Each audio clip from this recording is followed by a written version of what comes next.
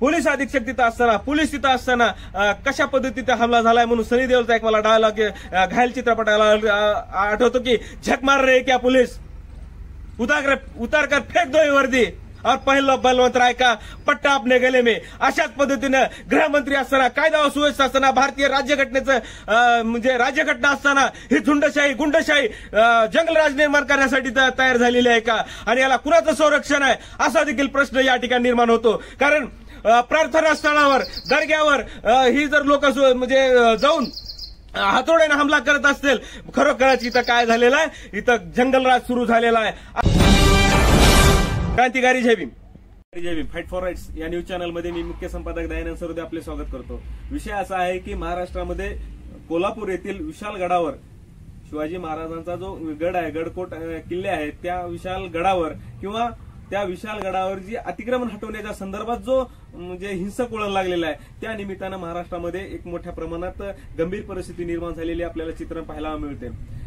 विशाल गडावर जे अतिक्रमण झालेलं आहे, तिथल्या लोकांनी जे अतिक्रमण केलेलं आहे ती न्यायप्रविष्ट विषय आहे. त्या न्यायप्रविष्ट विषय असताना किंवा कायदा असताना, सुव्यवस्था असताना किंवा कायद्याचं राज्य असताना म्हणजे इथं प्रश्न निर्माण झालेला आहे की कायद्याचं राज्य आहे का. त्या विशाल गडाच्या अतिक्रमण काढण्याच्या निमित्ताने प्रश्न निर्माण झालेला आहे महाराष्ट्रामध्ये, देशामध्ये, की इथं कायद्याचं राज्य आहे का किंवा लॉ अँड ऑर्डर आहे का, गृहमंत्री आहे का.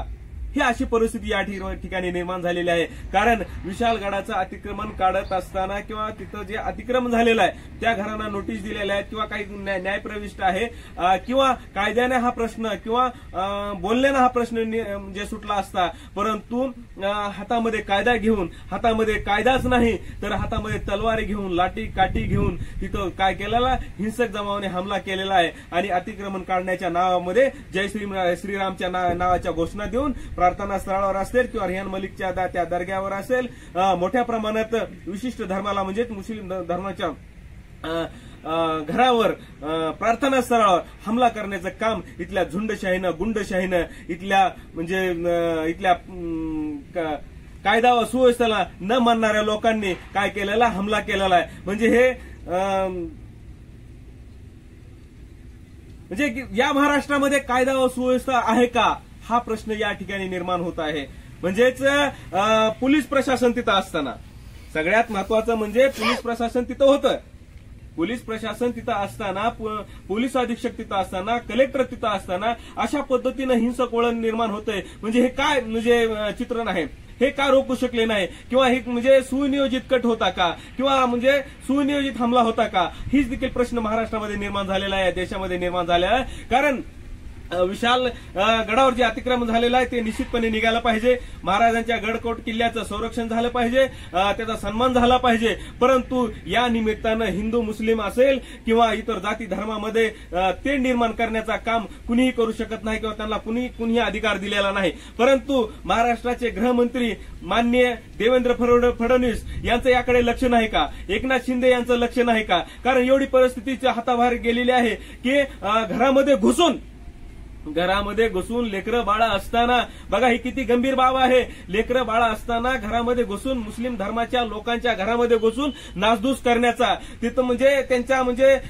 वस्तू म्हणजे खराब करण्याचा किंवा नासधूस करण्याचा काम इथल्या झुंडशाहीनं, गुंडशाहीनं, म्हणजे इथं जंगलराज सुरू आहे का, कायदा where is law and order, अशीच परिस्थिती या महाराष्ट्रामध्ये निर्माण झालेली आहे. आणि याला चितावणी कोण देत आहे आणि या चितावणीमुळेच काय झालेलं आहे, हे महाराष्ट्र धगधगता महाराष्ट्र, पेटता महाराष्ट्र निर्माण करून लोकसभेचे इलेक्शन झालेले आहेत. आता विधानसभेच्या इलेक्शनची पोळी भाजण्याचं काम या ठिकाणी कुणी करत आहे का, असा देखील प्रश्न या ठिकाणी निर्माण झालेला आहे. कारण पोलीस अधीक्षक तिथं होते, कलेक्टर तिथं होते, मग तिथं असताना देखील घरामध्ये घुसण्याची हिंमत कशी झाली, त्या लोकांना मारहाण करण्याची किंवा तलवारीनं वार सुद्धा केलेली म्हणजे करण्याची हिंमत कशी झाली. म्हणजे हे एक सुनियोजित कट आहे. या कटामध्ये कोण कोण सामील आहे या सर्वांवर कारवाई झाली पाहिजे. 500 लोकांवर गुन्हे दाखल झालेले आहेत.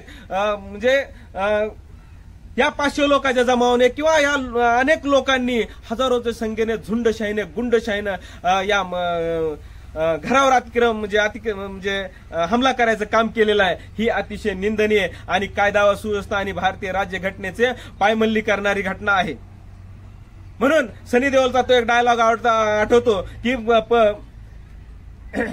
पोलीस अधीक्षक तिथं असताना, पोलीस तिथं असताना कशा पद्धतीने हमला झालाय म्हणून सनी देओलचा एक मला डायलॉग घायल चित्रपटाला आठवतो की झक मार रहे क्या पुलिस, उतार कर फेक दो ये वर्दी और पहन लो बलवंत राय का पट्टा अपने गले में. अशाच पद्धतीनं गृहमंत्री असताना, कायदा व सुव्यवस्था असताना, भारतीय राज्यघटनेचं म्हणजे राज्यघटना असताना ही झुंडशाही गुंडशाही जंगलराज निर्माण करण्यासाठी तयार झालेली आहे का, आणि याला कुणाचं संरक्षण आहे असा देखील प्रश्न या ठिकाणी निर्माण होतो. कारण प्रार्थना स्थळावर, दर्ग्यावर ही जर लोक म्हणजे जाऊन हातोड्याने हमला करत असतील, खरोखरच इथं काय झालेलं आहे, इथं जंगलराज सुरू झालेला आहे. अशीच परिस्थिती या महाराष्ट्रात निर्माण येत आहे. असदुद्दीन ओवैसीने या ठिकाणी सांगितलं की ही घटना बघून मला बाबरी मस्जिदची 92 ला पाडली 6 डिसेंबरला, ती घटना या ठिकाणी आठवत आहे. आणि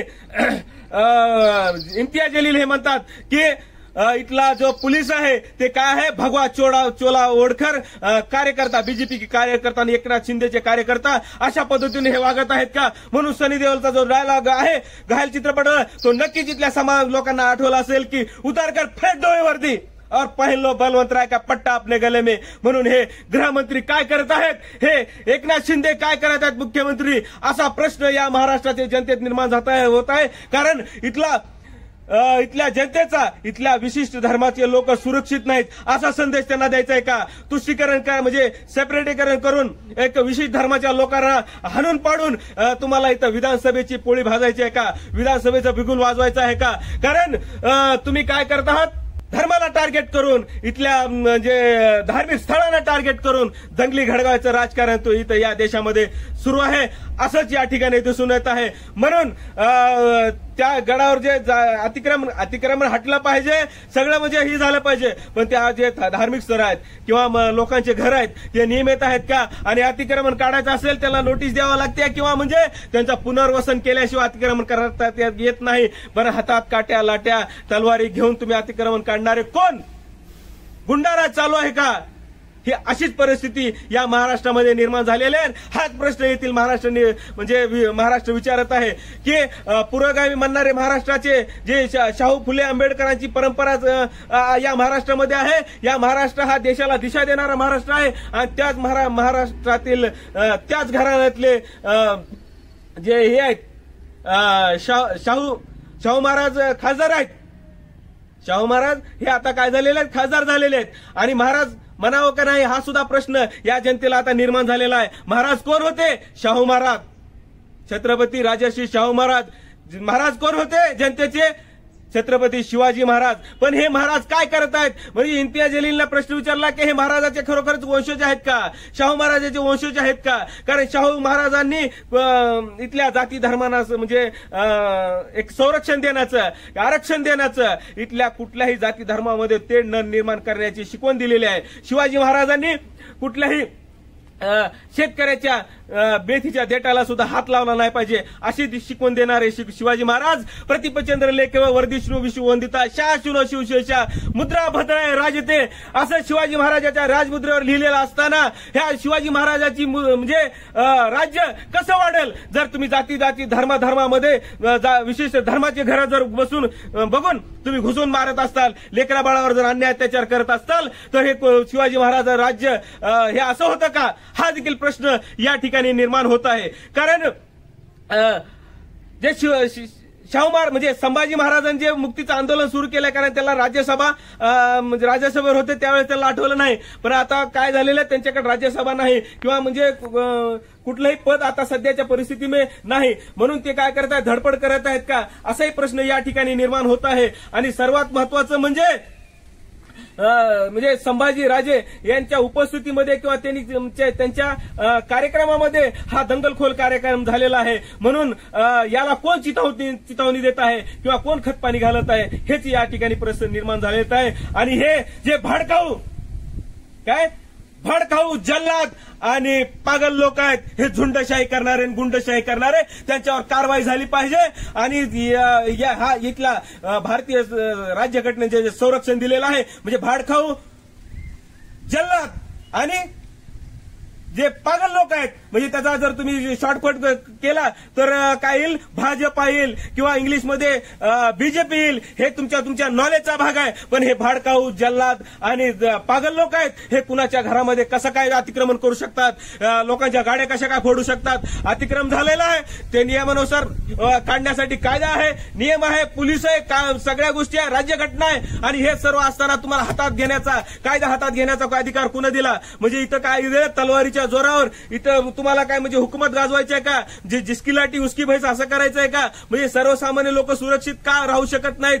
निश्चितच तिथं अतिक्रमण झाले असेल, कुठल्या काही आतंकवादी गतिविधी झाल्या असतील किंवा कुठल्या टेररिस्ट ऍक्टिव्हिटी झाल्या असतील किंवा देश विधायक कृती झाल्या असेल, त्यांच्यावर निश्चितच कायद्याने काय केलं पाहिजे, शासन केलं पाहिजे. म्हणून ह्या घटनेनं काय झालेलं, कायद्याचा जे सुशासन आहे किंवा कायद्याचं राज्य आहे यावरचा विश्वास उडण्याची शक्यता नाकारता येत नाही. म्हणून जे दोषी आहेत, जे चुकीचे लोक आहेत, त्यांच्यावर कारवाई तर झालीच पाहिजे. परंतु जे संभाजीराजे आहेत, जे पुरोगामीचा महाराष्ट्राचं जे पाया ज्या घरातून रचला गेला अशा घरातून ते येत आहेत. परंतु इथल्या मुस्लिम बांधवांना जी भरभरून मतदान केलं, त्यांनी जर काय त्यांची परिस्थिती अशी झाली आहे. एक चित्रपटाला गाणं आहे बघा, बेकदरों से करके पार कदर गवाई फिर भी यार सीना छलनी करके भी, काहीतरी गाणं आहे बघा ते. त्या गाण्यासारखी परिस्थिती आहे. तन मन बरसे कोडे बरसे तुझे एक लगे तू जाने, हे जे गाणं आहे त्या पद्धतीनं बेकदरों से करके प्यार. म्हणून त्यांनी भरभरून तिथं काय केलेलं, मुस्लिम समाजानं महाराष्ट्रामध्ये लोकसभेला मतदान केलंय. हे सर्वांनी मान्य केलेलं इथलं महाविकास आघाडीने. पण महाविकास आघाडीचे नेते कुठं आहेत, काय करत आहेत? आणि म्हणून काय करत आहेत, फक्त सियासी पोळी भाजून हा प्रश्न कसा धगधगता. कारण जरांगे पाटलाचं आंदोलन जे चालू आहे आरक्षणाचं, त्या आरक्षणामुळे जी इथल्या शासनाची आणि इथल्या विरोधी पक्षाची जी कोंडी झालेली आहे, त्या कोंडीला कसा मार्ग काढायचा, कसं तोड फाडायचं. म्हणून नितीन गडकरीने एक वाक्य गोव्यामध्ये केलेलं होतं त्यांच्या कार्यकारिणी म्हणजे समितीच्या बैठकीमध्ये की जो करेगा जात की बात उसको मार्गे कसकेलात. म्हणजे जातीचं किंवा इथल्या सर्वसामान्य माणसं जी उपेक्षित आहेत, वंचित आहे, अन्याय होत आहे, त्याबद्दल म्हणजे आरक्षण हे गरजेचं आहे. आणि मराठा समाजाला आरक्षण द्यावं ही जरांगे पाटलाची भूमिका न्याय आहे आणि रास्त आहे. आणि ते कायदेशीर मिळायला पाहिजे आणि ते मिळवतील, त्यांचा संघर्ष चालू आहे. परंतु जी इथली फजिती झालेली आहे इथल्या राज्य शासनाची आणि इथल्या म्हणजे विरोधी पक्षाची, ती कोंडी फोडण्यासाठी हा सुनियोजित कट केला का किंवा करेक्ट कार्यक्रम केला का? देवेंद्र फडणवीस गृहमंत्री यांच्या भाषेमध्ये हीच परिस्थिती या ठिकाणी म्हणजे दिसून येत आहे. कारण इथे एकंदरीत भारताच्या इतिहास जर बघितला की निवडणुका आल्या की दंगल घडवायची, पाकिस्तानचा मुद्दा काढायचा किंवा कुठलंही म्हणजे माणसं एकमेकावर ही करायचे, घालायचे आणि आपलं राज्य शाबूत ठेवायचं किंवा आपलं सरकार आणायचं, अशीच परिस्थिती या ठिकाणी निर्माण दिसून येत आहे. कारण बीजेपीला तिथं म्हणजे मोठ्या प्रमाणात लोकसभेत हार निर्माण झालेली होती किंवा निर्माण झालेली आहे. त्यांचा पराजय झालेला आहे लोकसभेच्या इलेक्शनमध्ये. आणि पश्चिम महाराष्ट्रात सुद्धा अशाच पद्धतीने म्हणजे तिथले खासदार, फक्त 2 खासदार काहीतरी म्हणजे बीजेपीचे आलेले आहेत. म्हणून ही परिस्थिती विधानसभेमध्ये जर अशी राहिली तर आपल्याला काय व्हावं लागेल, आपण एकदम सत्तेच्या बाहेर फेकलो जावं लागेल. अशी परिस्थिती निर्माण झाल्यामुळं कदाचित हा डावपेच आखला गेलाय का, अशी देखील चर्चा या महाराष्ट्रामधील जनता बोलत आहे. राहिला प्रश्न प्रार्थना स्थळावर किंवा एखाद्या म्हणजे ह्याच्यावर धार्मिक स्थळ आक्रमण करणारी ही झुंडशाही, गुंडशाही कशा पद्धतीनं जय श्रीरामच्या घोषणा देऊन आणि शिवभक्त स्वतःला म्हणत आहे. पण शिवाजी महाराजांनी असं कधीच राज्य केलंय असं आठवत नाही. कारण शिवाजी महाराजांच्या सैन्यामध्ये सर्व जाती धर्माचे, विशेषतः त्यांचे अंगरक्षक मुस्लिम समाजाचे होते, हा इतिहास आहे. त्या शिवाजी महाराजांचे एवढंच कशाला, शिवाजी महाराजांच्या